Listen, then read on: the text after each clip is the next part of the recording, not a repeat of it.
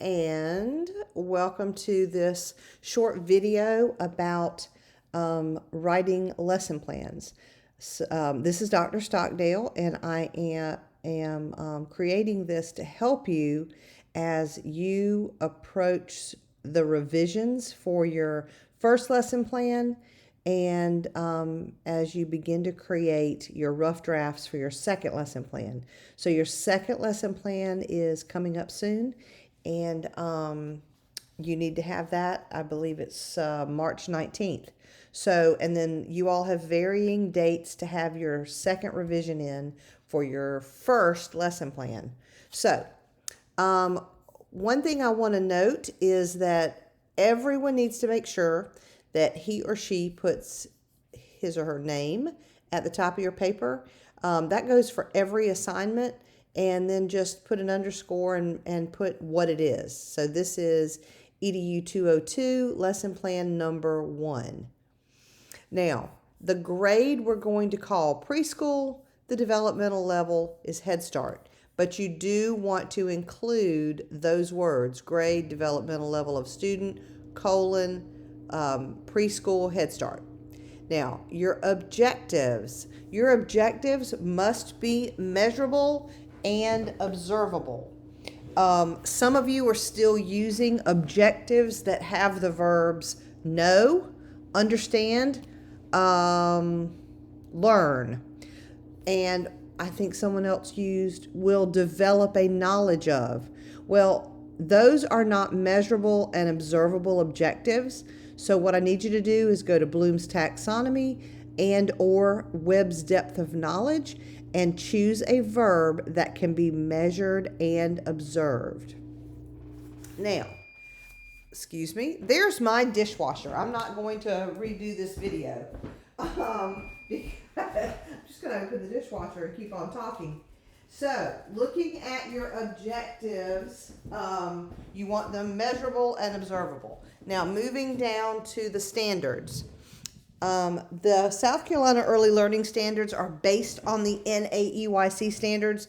So, I've taken out those words right here because you're going to go to the South Carolina standards. And make sure that you list the letter and the number from the website. If you go to this link, you will go to this document that we've looked at in class before.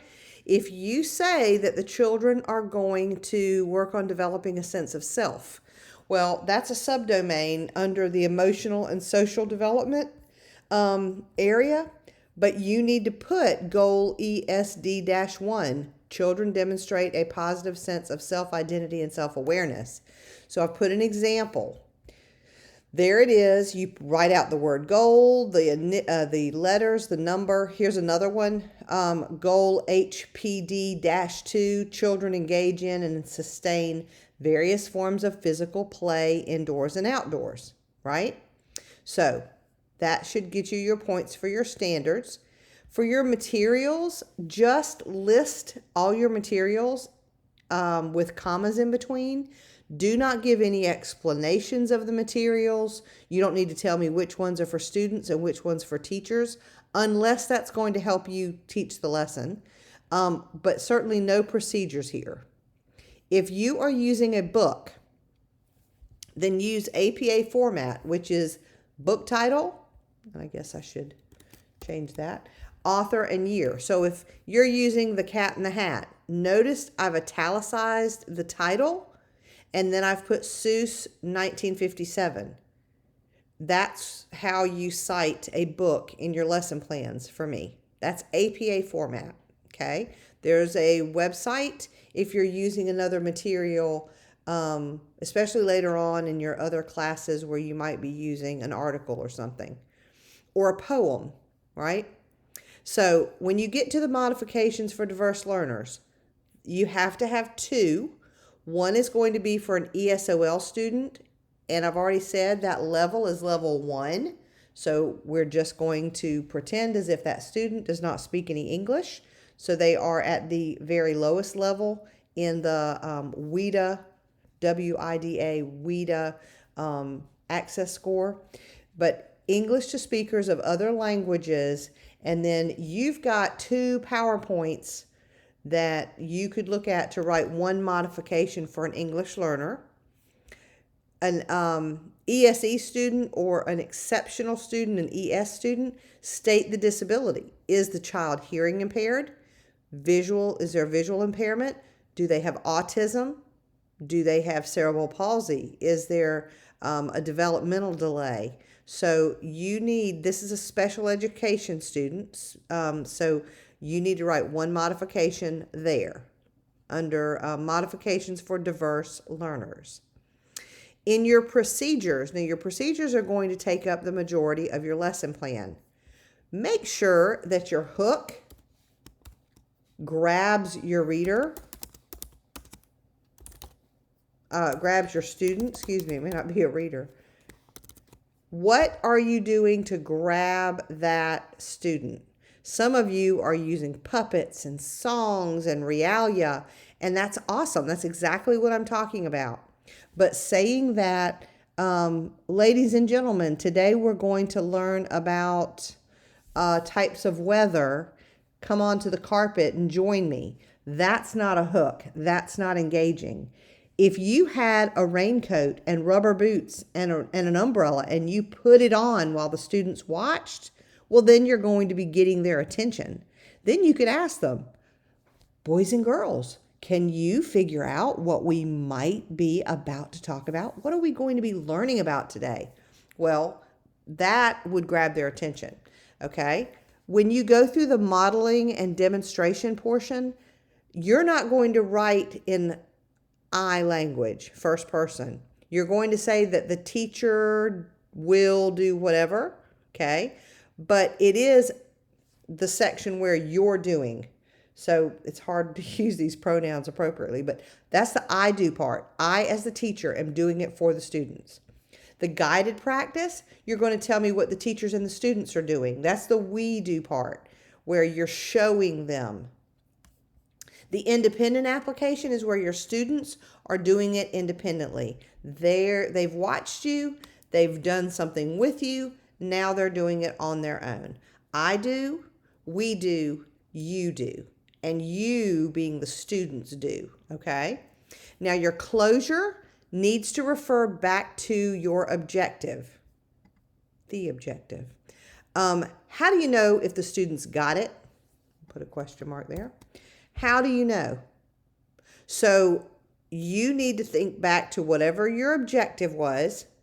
And let's say, for the sake of the next part, let's say that your objective was that the student will be able to sing a song from memory. Okay? Well, then I added the word formative assessment. So your closure might be that they're singing that song, but they're singing it with a partner, or you're listening to them.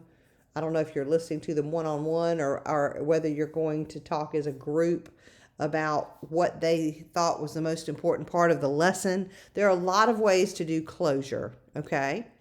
Now, during the independent application is when you're going to actually be doing a lot of this assessment. It's not going to follow, it's going to be during your students' working independently part. You might create a checklist. And so you're going to have a list of the students' names. You're going to have skills that you are wanting to check off. You might write anecdotal records or observations. That could be a formative assessment, or you might create a rubric. Now, because we haven't worked on creating rubrics in class, I'm using that one as an example here, but I want to see your assessment. If you say you're going to create a checklist, then develop a checklist and show me part of it. Show me what you're going to be looking for. What are you going to be checking off? If you say that you're going to write anecdotal records or observations, you can't just say the teacher will write anecdotal records. You're going to say that she's going, or he is going to be looking for students who are struggling. If you create a rubric, you're going to put the far left side will say meets, the middle will say approaches, and the right will say develops. So let's go back to what I said about the singing the song. If the objective was that a student can sing a song or say a poem from memory, such as the Itsy Bitsy Spider or the Wheels on the Bus, they can do it independently, then they have met that objective. Then that child's name may go in a box under here. But the students who can sing the song with assistance, their names are going to go under here.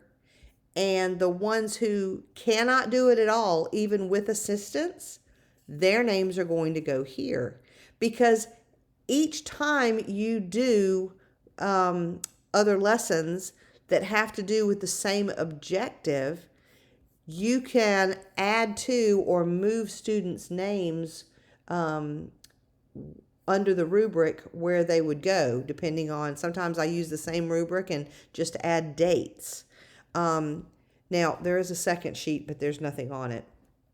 So I'm hoping that this will really, really help you as you start on that revision of your lesson plan. Again, you have 3 chances total to earn all 25 points for each lesson plan. So I have graded everyone's with the exception of one person whose format I could not read, but I'll do that as soon as I get that lesson plan. And you have 1 week to revise it. But you also have on March 19th a second lesson plan due from a different domain. So if you chose social emotional development as the lesson plan 1 rubric and you're still working on, lesson plan 1 objective or standard, then you're still working on that. Lesson plan 2 has to be in one of those other areas. Maybe you're going to work on physical development and you're going to look at those objectives and standards. I am going to give you, let me see where I'm going to put it. I may use it to put it down here. I think I will use this second page. Okay, so down here, I'm going to put helpful websites. And so one of the websites that I want to share with you is one from the CDC. And this is, for instance, what children can do at different ages. Now, most of you are working with 3 and 4-year-olds. So here, in the social emotional domain, a 3-year-old should be able to take turns in games. If you want to play a game with the children to see if they can take turns, then you need to go back to the South Carolina Early Learning standards. Look under the social emotional development domain and find a goal that matches taking turns. Which one of these would taking turns fall under? Okay. This goes all the way up to age 5. Here's a 4-year-old. And here are 5-year-olds based on the age of your students at Head Start. So at this point, you can probably just count on 3s, 4s, or 5s, because 5-year-olds, because I know many of you have not started your actual field experience. Here's another one that I think will be a good website for you, and it's also from the CDC. It is important milestones that your child has by age. So it's basically similar to what you've already seen, but it's in a different format. So here's what we just looked at, and here it is listed. I guess there's less fluff.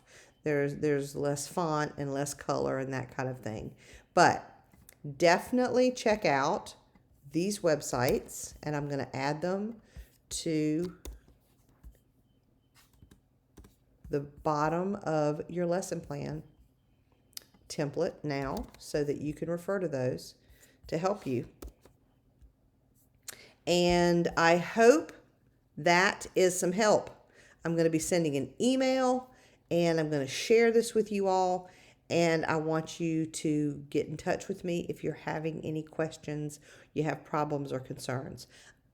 I hope that you're doing well, and I look forward to talking to you again. Take care.